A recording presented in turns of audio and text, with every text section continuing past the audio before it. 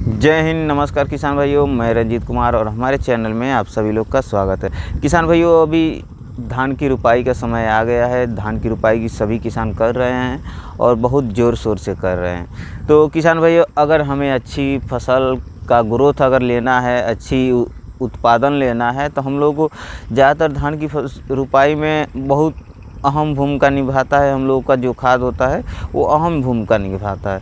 लेकिन किसान भाइयों, कब डालना है और किस प्रकार डालना है, उसका सही समय और सही रीज़न क्या होता है। किसी भी फसल में अगर अच्छी तरह से टाइम से हम लोग खाद पानी दवा का अगर इस्तेमाल करते हैं तो हम लोग को लाभ 100% अच्छा ही मिलता है।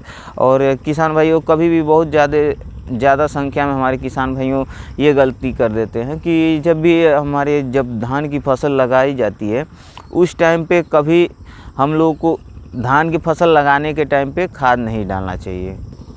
किसान भाइयों, मैं जो भी जानकारी देता हूँ रियल देता हूँ, उसमें मुझे फेक जानकारी देने में कोई इंटरेस्ट नहीं मिलता है।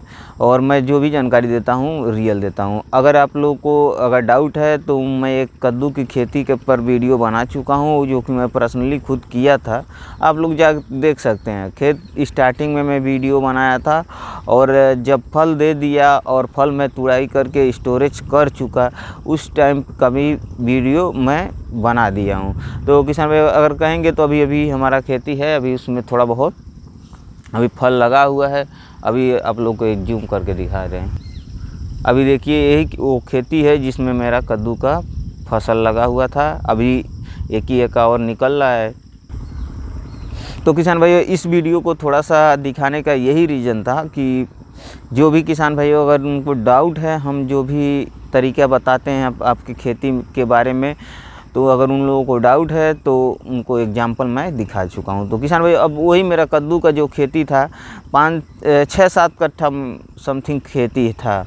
6-7 कट्ठा में 30 कुंटल में कद्दू का फल लिया, जो कि अभी हमारे मन मुताबिक नहीं। हम अनुमान लगाए थे 40 से 50 क्विंटल, 30 कुंटल नहीं, मात्र 6-7 कट्ठे में 40 से 50 कुंटल कद्दू निकालने का अनुमान लगाए थे। लेकिन उसमें मेरा प्रॉब्लम क्या आ गया? प्रॉब्लम मेरा यही आ गया, मुझे टाइम नहीं मिल पाया लास्ट में कि जब फल लेने के टाइम पे NPK 19-19 नहीं डाला मैं। उसका क्या काम होता है मैं अभी लास्ट में वीडियो में बता दूंगा।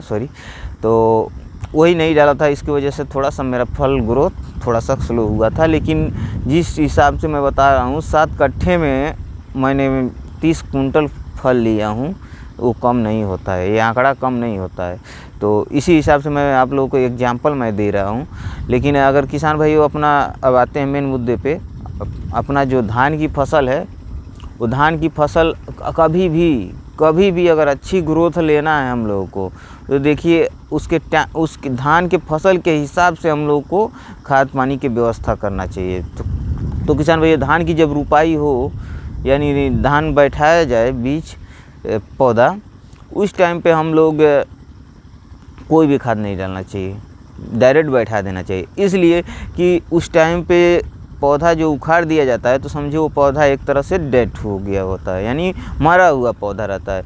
और जब पौधा कब खुराक लेगा? जब वो जिंदा रहेगा। तो किसान भाई, इस हिसाब से आप लोगों को जब भी खाद डालना हो, पौधा लगाने के 1 हफ्ते बाद आपको खाद डालना है, तब तक पौधा आपका ज़िंदा हो जाएगा। मैं एग्जाम्पल आप लोग को दिखा रहा हूँ। अभी हम अपने खेत में ही हूँ, आप लोग देख सकते हैं। अभी ये तीसरे रोज़ पौधा लगा था, अभी देखिए उठना स्टार्ट हो चुका है। यानी 4 दिन बाद मैं इसमें खाद का प्रयोग करूँगा। उससे क्या होता है, जो भी हम खाद डालते हैं, DAP, यूरिया, ये दोनों मिक्स करके हम डालेंगे, उससे हमारा यही फ़ायदा होता है कि जो हमारा पौधा है वो पूरा खुराक अच्छी तरह से ले लेता है। और क्या होता है कि अगर स्टार्टिंग में डाल देने से पौधा अभी ज़िंदा तो रहेगा नहीं, तो खुराक कहाँ से लेगा? 2-4 दिन, 1 हफ्ता, जो भी हमारा टाइम जो लगता है पौधा जर्मिनेशन करने का, जो पौधा ज़िंदा होने का, तो उस टाइम पे हमारा खाद का असर ख़त्म हो जाता है। इसलिए किसान भाइयों, कभी भी पौधे में रुपाई के समय में, धान की फसल में की बात करना है, रुपाई के समय में कभी भी हम लोग को नहीं करना चाहिए, खाद स्टार्टिंग में नहीं करना चाहिए, यानी खाद नहीं डालना चाहिए। कभी भी 1 हफ्ते 1 वीक के बाद ही खाद इस्तेमाल करना चाहिए। अगर यही 1 एकड़ है तो उसमें ज़्यादा नहीं, 1 ही बोरी DAP 1 बोरी यूरिया मिला के डालना चाहिए। स्टार्टिंग में अगर यूरिया न डालें तो भी बहुत बढ़िया है, अगर आप लोग डाल रहे हैं तो 1 बोरी डाल सकते हैं, ऐसा कोई नुकसान नहीं है, फ़ायदा ही करेगा। लेकिन फसल की सबसे बड़ी बात ये होती है, हम लोगों को फसल सबसे पहले पहचानना पड़ता है कि हमारा फसल विकसित है या नहीं विकसित हो रहा है, क्या प्रॉब्लम आ रहा है, उसके हिसाब से हम लोगों को करना है। तो किसान भैया जब हमारा पहला खाद हो जाए, उसके बाद 1 महीने का जब पौधा हो जाए तो हम लोगों को देखना पड़ता है कि क्या फसल में, हमारे जो भी फसल है उसमें कोई रोग तो नहीं आ रहा है ना, और या फिर पौधे का विकास कैसा है। अगर भाई पौधे का विकास ठीक ठाक है तो प्रति एकड़ में आधा गोनी यूरिया डाल सकते हैं। अगर पौधे का विकास थोड़ा कम है तो प्रति एकड़ में आप 1 गोनी यानी 1 कट्टा यूरिया आप डाल सकते हैं।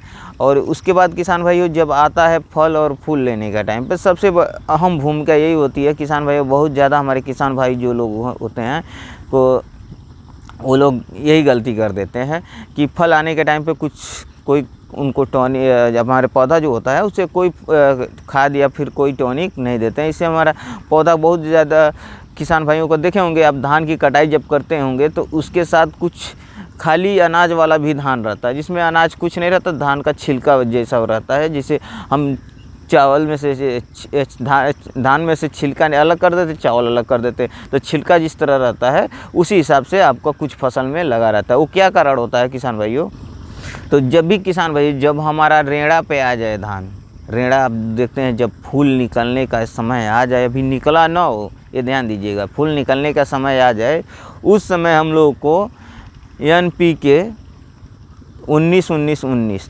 19-19 किसान भाइयों, अभी मैं कद्दू की खेती में भी बताया था, अभी वीडियो में स्टार्टिंग में बताया था, उसको नहीं डाला था। उसे डालने से मालूम है कि NPK 19-19 यानी 19-19 जो है वो यही काम करता है, हमारे फूल को रोकता है। फल लगने में फूल की अहम भूमिका होती है और फूल की वजह से ही फल लगता है। तो किसान भाइयों NPK 19-19 हमारे फल में मजबूती देता है, फूल को रोकता है, फल में मजबूती देता है और फल में सुंदरता आता है उससे। तो उसको आप किसान भाइयों अपने धान की फसल में जब रेड़ा निकलने लगे, हल्का हल्का फूल जो निकलना स्टार्ट हो जाए, उस टाइम पे आप मार सकते हैं। और दूसरी बात किसान भाइयों, अभी धान फसल जब रेड़ा पे आ जाए उस टाइम पे हमारे खेतों में पानी ज़रूर रहना चाहिए, नमी ज़रूर रहना चाहिए, क्योंकि उस टाइम फल लेने के टाइम पे किसी भी पौधे का सबसे ज़्यादा शक्ति खींचने की क्षमता उसी टाइम होती है, उसी टाइम उनको सबसे ज़्यादा शक्ति की आवश्यकता पड़ती है। तो इसलिए उनको नमी की हमेशा बरकरार रहें। किसान भाइयों अगर इस प्रकार के आप लोग अपने धान की फसल की खेती अगर आप लोग करेंगे तो 100% मैं गारंटी देता हूँ अच्छा फसल आप लोग का होगा।